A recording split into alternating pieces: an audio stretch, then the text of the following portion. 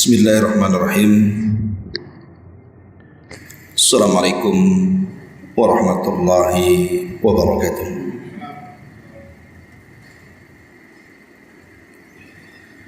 Alhamdulillah wassalatu wassalamu ala Rasulillah wa ala alihi wa sahbihi wa mawalah wa la hawla wa la quwwata illa billahi wa ba'd. Alhamdulillah, segala puja dan puji hanya milik Allah subhanahu wa ta'ala. Salawat dan juga salam kita hadiahkan kepada Rasulullah sallallahu alaihi wa ala alihi wasallam yang telah mengeluarkan kita dari zaman kegelapan menuju zaman cahaya hidayah. Ma'asyiral muslimat yang dimuliakan Allah subhanahu wa ta'ala, alhamdulillah, di pagi menjelang siang ini Allah subhanahu wa ta'ala masih memberikan nikmat kepada kita sehingga kita bisa duduk untuk bertalabul ilmi di Masjid Nidaul Ilmi. Dan pembahasan di pagi menjelang siang ini kita akan membahas tentang mawani ar-rizq, penghalang-penghalang daripada rizki. Ma'asyiral muslimat yang dimuliakan Allah subhanahu wa ta'ala, manusia hidup perlu adanya rizki yang Allah subhanahu wa ta'ala rizkikan kepada kita. Apakah itu dalam bentuk makanan, minuman, pakaian, tempat tinggal, kendaraan, pasangan, anak-anak, kebahagiaan, dan begitu seterusnya. Manusia tidak lepas daripada perkara-perkara ini. Karena itulah hajat manusia di situ. Sehingga terkadang ada orang yang rela untuk memakan sesuap nasi, dia harus bekerja banting tulang, keluar pagi dan pulang sore.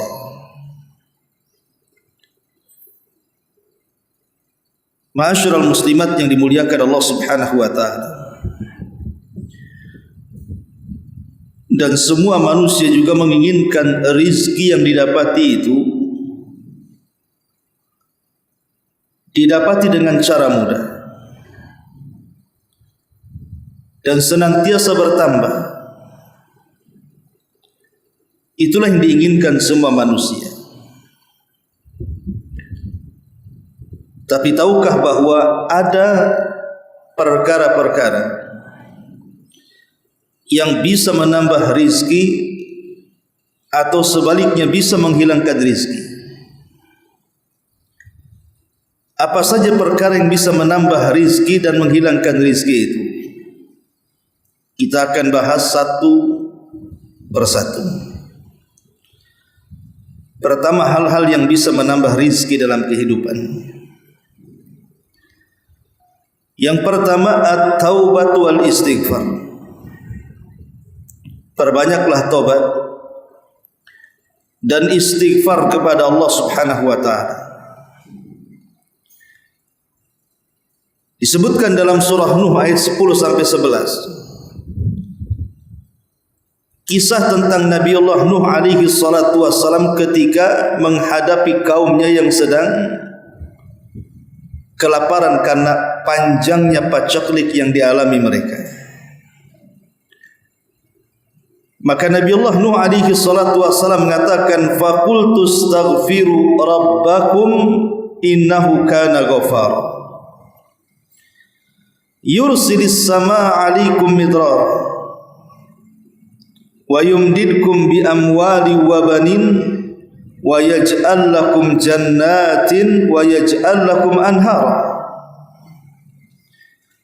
Nuh mengatakan kepada kaumnya, kalau kalian ingin terlepas dari paceklik ini, dari kekeringan ini, maka banyak-banyaklah beristighfar kepada Rabb kalian. Karena sesungguhnya Rabb kalian adalah zat yang maha pengampun.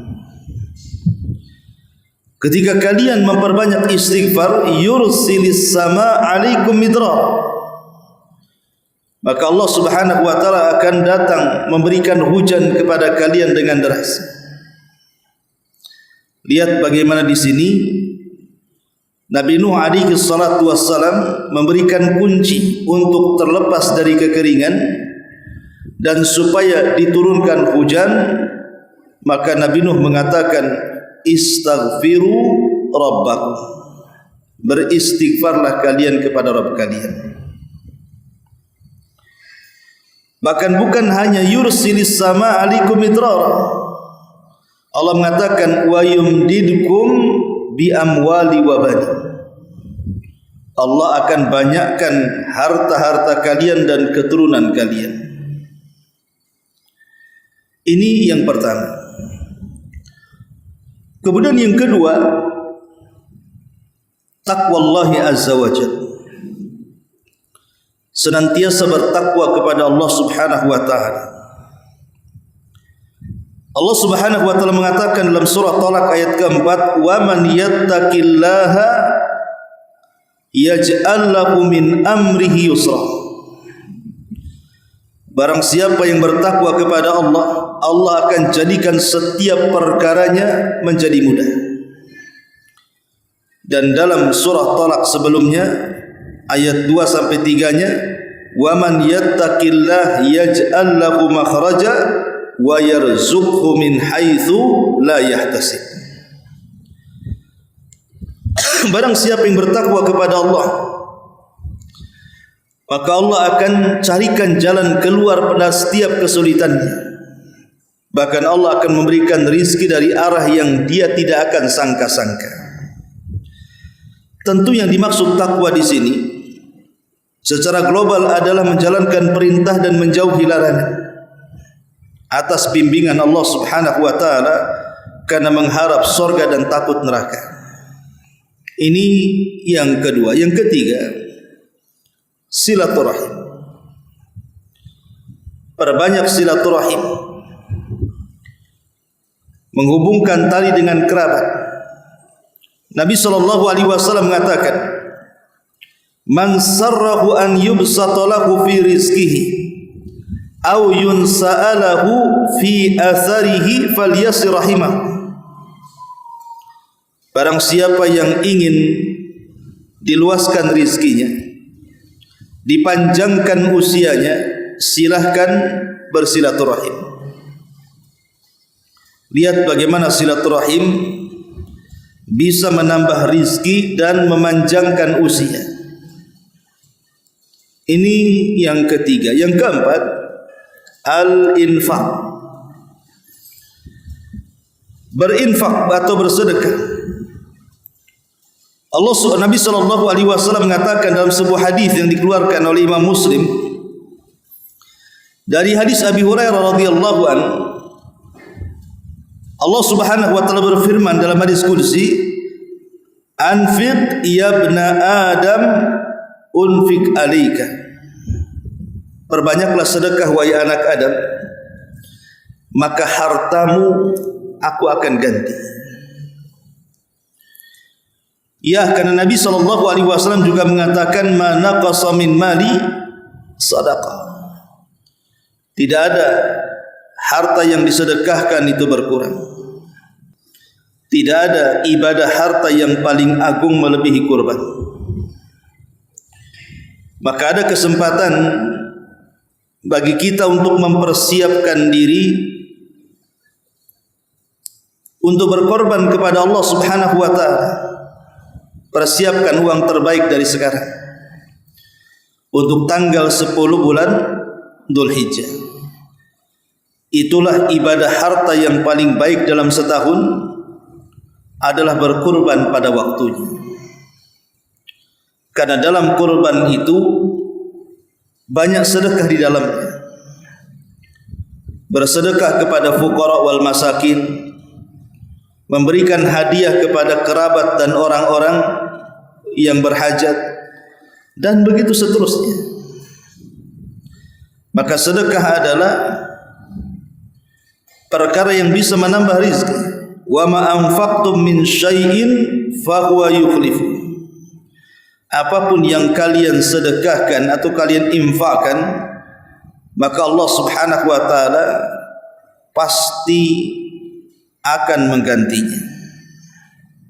Tidak ada harta yang disedekahkan karena Allah Subhanahu wa taala kecuali Allah Subhanahu wa taala pasti akan menggantinya. Ma'asyiral muslimat yang dimuliakan Allah Subhanahu wa taala. Kemudian juga berdoalah kepada Allah Subhanahu wa taala. Doa kepada Allah agar setiap rizkinya mudah untuk dibukakan dan setiap rizkinya halal dan juga baik untuk dimakan, karena kita tahu bahwa doa itu silahul mu'min. Dia adalah senjatanya orang-orang yang beriman. Kemudian juga berikutnya at-tawakkul 'ala Allah. Bertawakal kepada Allah Subhanahu wa taala ma'al akhdhi bil asbab, dengan mengambil sebab. Jadi tawakal itu bagian daripada doa, tapi doa saja tidak cukup, harus mengambil sebab. Makanya Nabi SAW mengatakan, "Lau antum tatawakkaluna 'ala Allah haqqa tawakkulihi la razaqakum kama yurzaqut tayr taghdu himasan wa taruhu bitana." Kalau kalian betul-betul bertawakal kepada Allah dengan sebenar-benar tawakal, tentu Allah akan memberikan rizki kepada kalian seperti seekor burung yang diberikan rizki, keluar dalam sarangnya dalam kondisi lapar, pulang pula sudah kenyang, bahkan bisa memberi makan anak-anaknya. Bagaimana burung bisa melakukan itu? Karena rizki manusia itu sudah ditentukan. Cukup dengan bertawakal kepada Allah, kemudian cari sebab. Yang ngasih rizki itu Allah Subhanahu wa ta'ala. Kemudian juga di antara yang bisa menambah rizki adalah birrul walidain, berbakti kepada orang tua. Umumnya orang yang tidak berbakti kepada orang tua sekalipun dia kaya, tidak akan dapat ketenangan dalam hidupnya. Rizkinya hampa.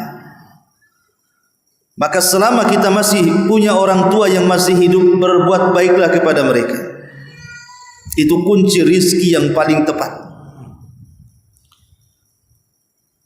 Ini juga bagian daripada kunci rizki. Kemudian juga di antara kunci rizki adalah al-ihsan ila du'afai wal fuqara. Berbuat baik kepada orang-orang lemah, orang-orang fakir, orang-orang miskin, anak-anak yatim dan yang semacamnya. Nabi SAW mengatakan, hal tungsaruna wa turzakuna illa bidu'ai fikum. Bukankah kalian ditolong dan diberikan rizki melainkan karena orang-orang lemah di sekitar kalian? Maka jangan sakiti orang-orang lemah. Jangan sakiti para fuqara wal masakin, apalagi anak-anak yatim. Karena menyayangi mereka berarti membuka pintu rizki, menyakiti mereka berarti menutup pintu rizki. Maka sayangi mereka.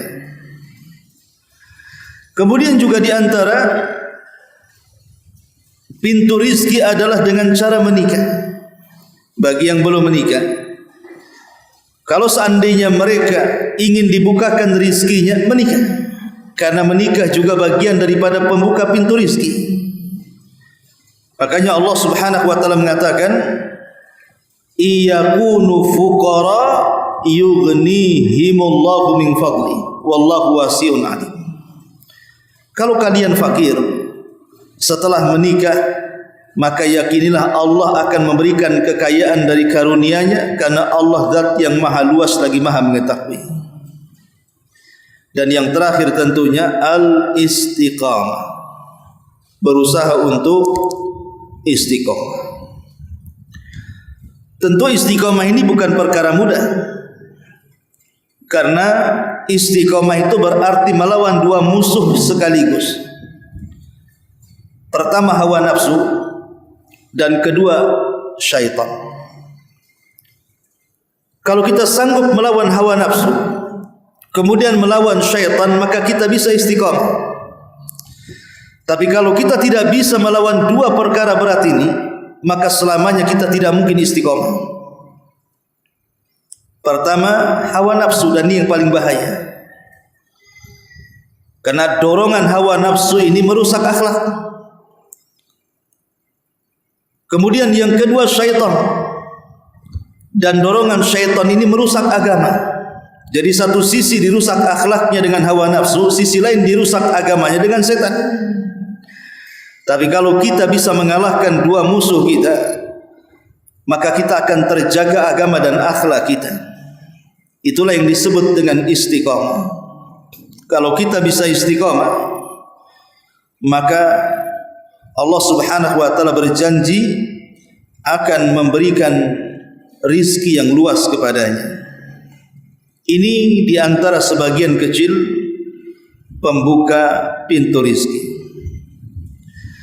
Baik, kita masuk pada poin yang kedua. Lalu perkara apa saja yang menghilangkan rizki itu?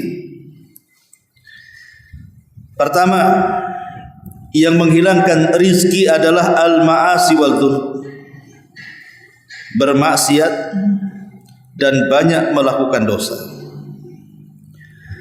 Nabi SAW mengatakan, innar rajula la yahrumur rizqu bi dhanbi yusibuh, la yuhramur rizqu bi dhanbi yusibuh. Sesungguhnya seseorang sungguh akan diharamkan rizki padanya karena dosa yang dilakukannya. Ingat, dosa ini bisa menghalangi seseorang daripada rizki. Betapa banyak orang-orang yang kaya raya bangkrut gara-gara maksiat, entah karena judi, entah karena khamar, entah karena seorang wanita berzina, dan begitu seterusnya. Dan itu kita bisa saksikan dengan kedua mata kita.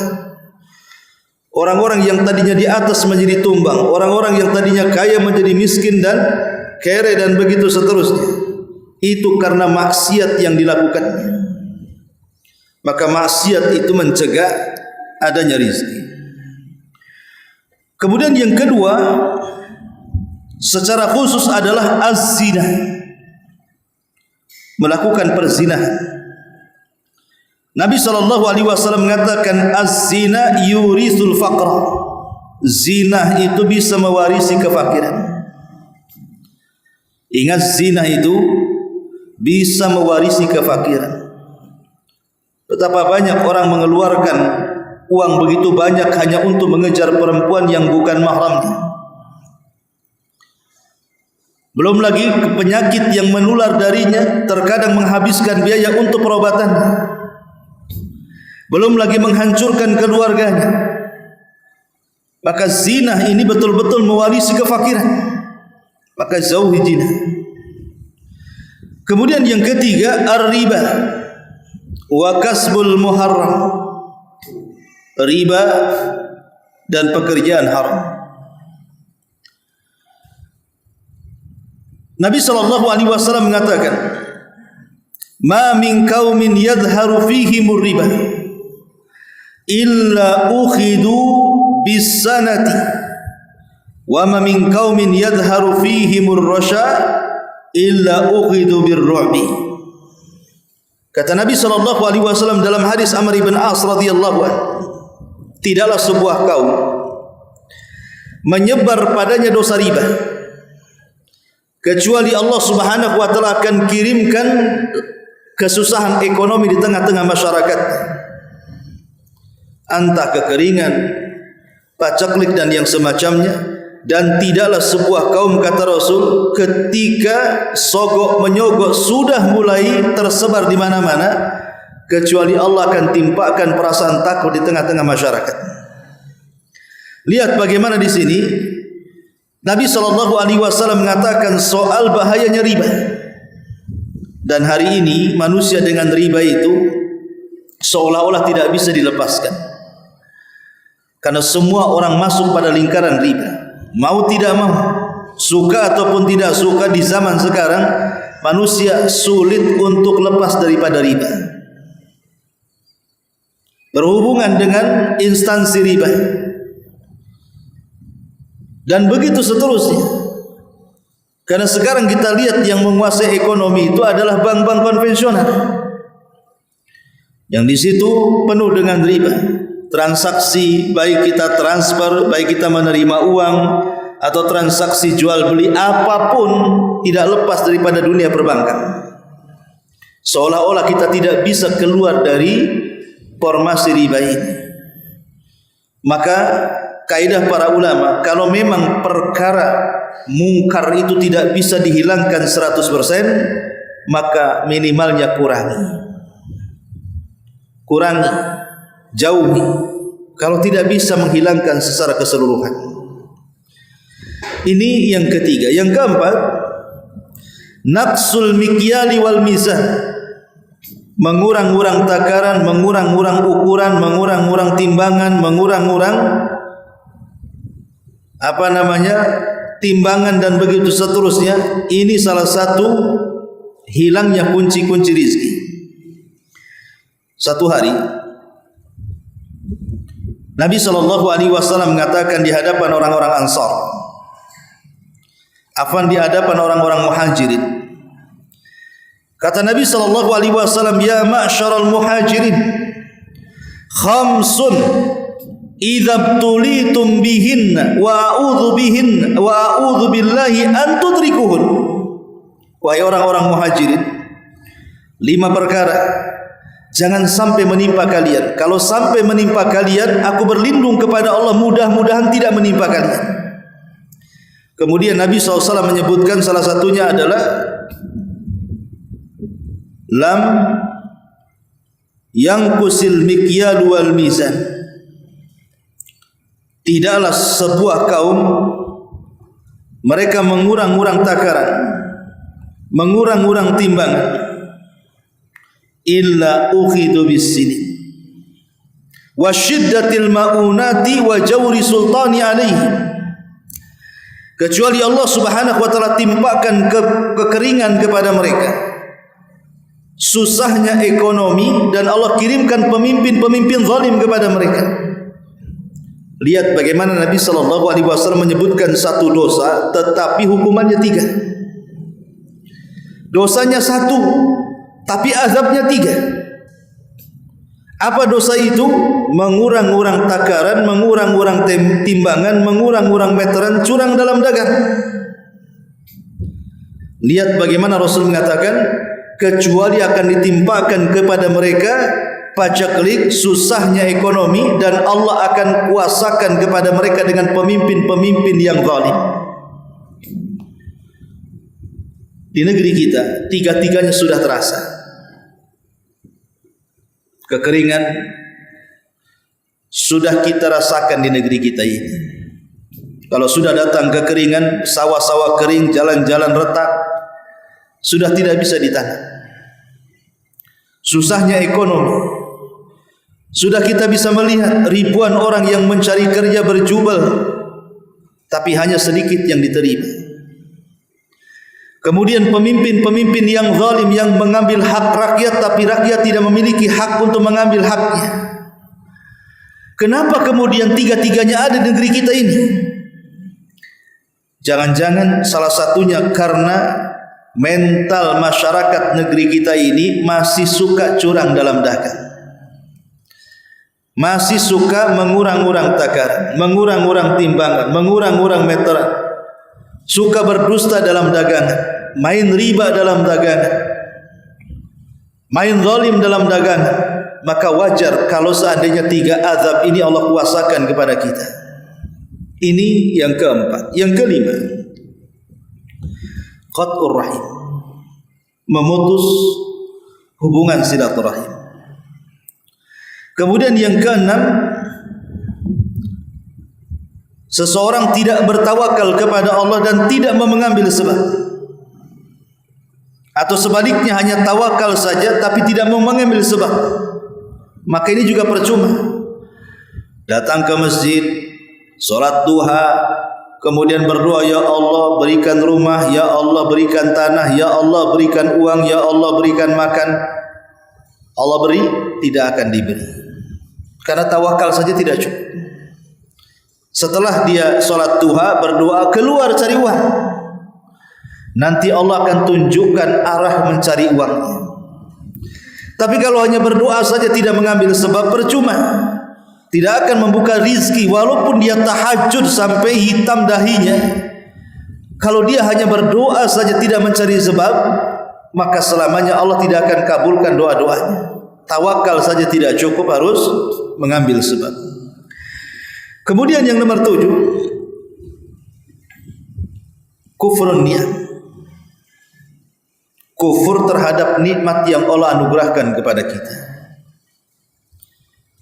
Zaman dulu ada orang namanya Qarun.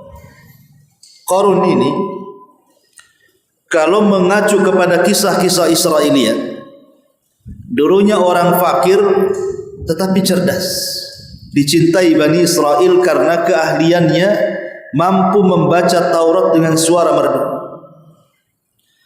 Sehingga Bani Israel suka kalau mengundang Qarun ini datang ke rumah-rumah mereka, ke acara-acara mereka untuk membacakan Taurat dengan suaranya yang indah. Sampai pada waktunya Qarun tidak tahan dengan kefakiran. Dia datang kepada Nabi Musa alaihi salatu wassalam agar Nabi Musa mendoakan kepada Allah agar dia diberikan kekayaan. Akhirnya Allah kabulkan. Qarun pun lambat laun menjadi orang kaya di tengah-tengah Bani Israel.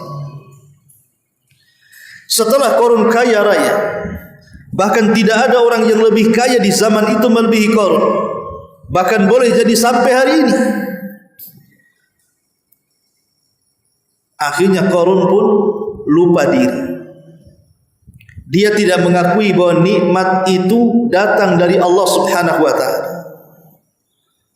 Dia mengatakan, innama utituhu min ilmin indi, harta ini ku dapati karena kecerdasanku, bukan dari siapa-siapa. Wajar aku kaya karena aku cerdas, wajar aku kaya karena aku piawai, wajar kalau aku kaya, aku ini memiliki kemampuan untuk itu. Sama sekali kekayaannya tidak dinisbatkan kepada Allah. Apa yang terjadi?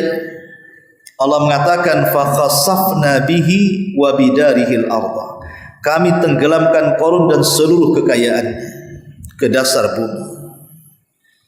Kenapa Qarun diazab oleh Allah Subhanahu wa taala? Karena dia kufur nikmat.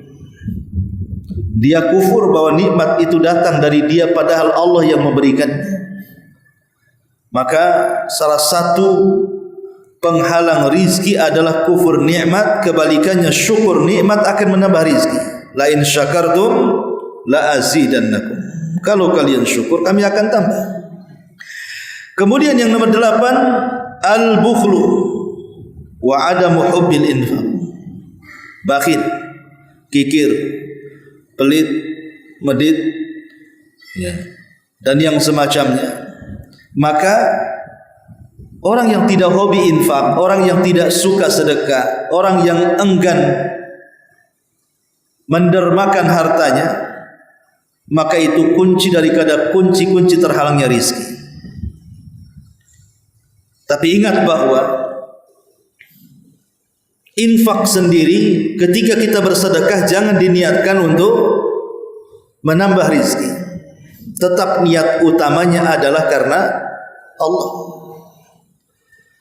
Karena kalau seandainya orang bersedekah hanya untuk niatnya supaya dagangannya laris, usahanya lancar, dan begitu seterusnya, alias coba-coba, maka selamanya tidak akan dikabulkan oleh Allah Subhanahu wa taala. Ingat kisah yang pernah saya kisahkan. Dahulu ada seorang ulama plus juga dia seorang pedagang handal. Setiap perniagaannya tidak pernah dirugikan, untung terus. Rupanya kuncinya adalah sedekah. Sehingga ada saudaranya, anak dari pamannya ingin menirunya. Karena sama-sama seorang peniaga, dia pun mencari-cari rahasia kenapa dia selalu untung dan selalu mendapatkan keuntungan lebih dari perniagaannya. Rupanya rahasianya karena suka sedekah. Ditirunya oleh dia. Dia pun rajin sedekah. Tapi setelah banyak sedekah, usahanya juga tidak lancar-lancar terus. Biasa-biasa saja. Sehingga dia kemudian mengadu dan mengatakan kepada yang saudaranya yang lancar usahanya itu, kenapa sedekahmu berpengaruh? Kenapa sedekahku tidak berpengaruh? Maka dia menjawab, karena sedekahku yakin, tapi sedekahmu tidak yakin. Sedekahku yakin bahwa kalau aku bersedekah Allah akan tambah rizki, makanya aku yakin sekali. Tapi sedekahmu hanya coba-coba saja, menunjukkan ketidakyakinan, hanya coba-coba saja. Maka sedekah coba-coba itu tidak akan menambahkan rizki kepada kita. Ingat, sedekah itu jangan coba-coba. Coba-cobalah, mudah-mudahan dengan sedekah saya sembuh, mudah-mudahan dengan sedekah nanti saya dilancarkan. Enggak, sedekah itu ibadah. Jangan dilakukan secara coba-coba, karena itu menghilangkan keyakinan. Rabb yang kita sembah yakin, maka bersedekahlah dengan penuh keyakinan. Ma'asyiral muslimat yang dimuliakan Allah Subhanahu wa taala. Termasuk juga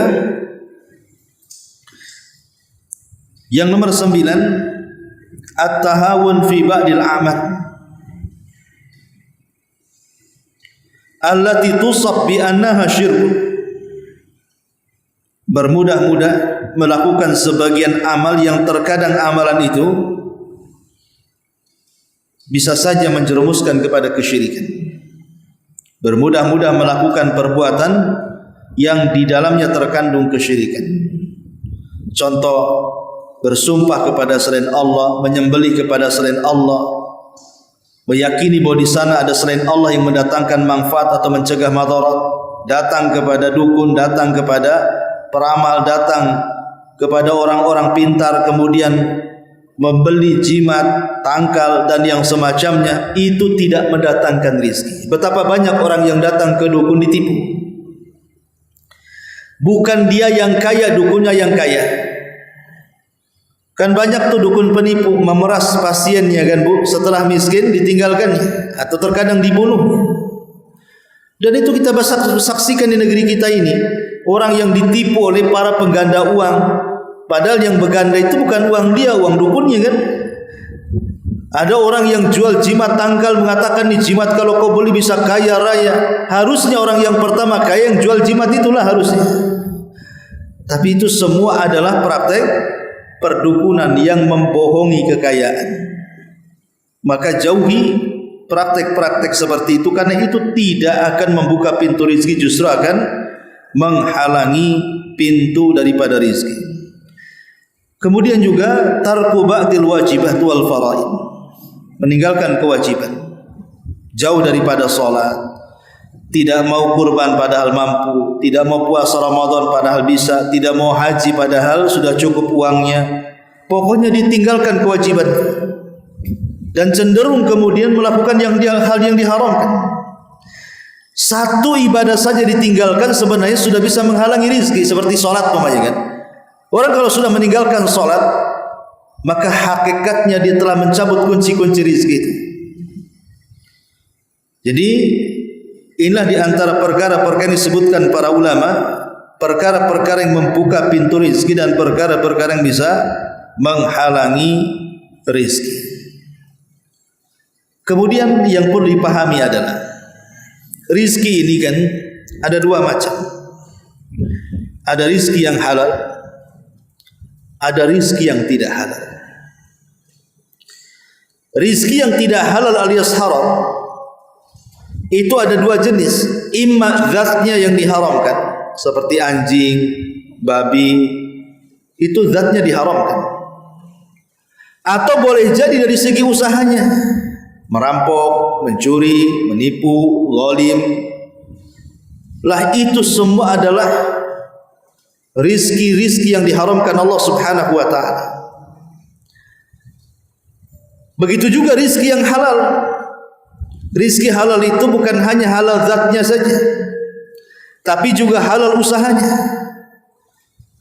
Memang betul jagungnya halal, nasinya halal, rotinya halal, tapi dibeli dari hasil haram, maka menjadi haram. Jadi bukan hanya zatnya saja, tapi juga usahanya. Jadi dua-duanya menentukan, baik yang haram ataupun yang halal. Tapi seorang muslim cerdas, bahwa kita tahu bahwa siapapun yang dihidupi dalam kehidupannya dari rizki yang haram, maka dipastikan neraka tempat duduknya. Rasul mengatakan, kullu lahmin nabatat min haram fannaru aulabi. Setiap daging yang tumbuh dari benda yang diharamkan, maka nerakalah tempat tinggalnya.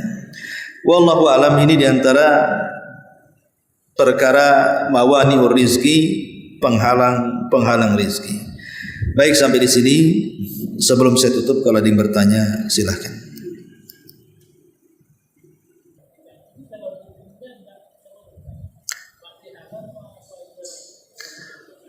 Maksudnya kewajiban suami istri. Iya. Ya, alhamdulillah. Kalau dalam rumah tangga mungkin yang lain dilaksanakan, nyuci, masak dan yang semacamnya, tetapi melaksanakan kewajiban suami istri atau berhubungan itu tidak dilaksanakan. Apakah rumah tangga ini masih dianggap rumah tangga? Iya, selama belum ada perceraian, maka rumah tangga itu masih dianggap rumah tangga selama belum ada perceraian, baik suami yang mencerai atau istri yang menggugat cerai. Tetapi praktek seperti itu dalam Islam disebut nusuz. Nusuz itu artinya penyelewengan dalam rumah tangga. Dan seorang istri yang nusuz, ketika diajak suaminya untuk berhubungan kemudian dia menolak, maka tidak ada kewajiban suami untuk menafkahi,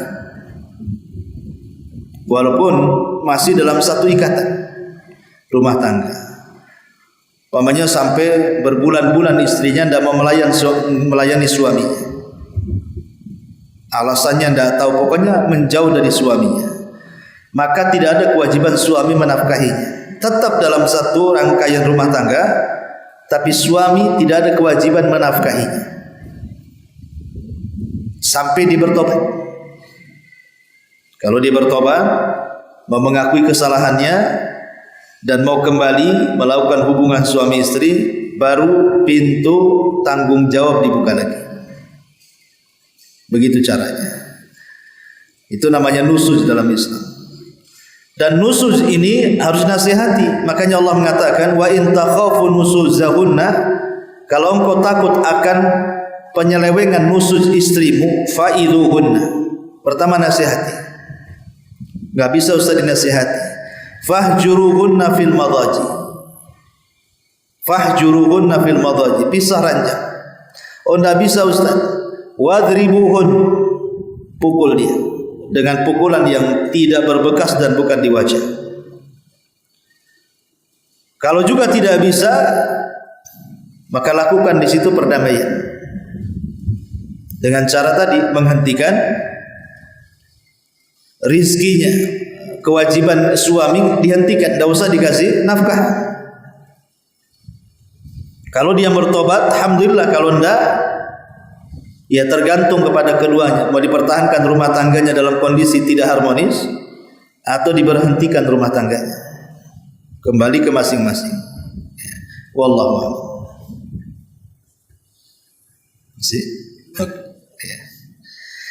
Iya, sampai di sini.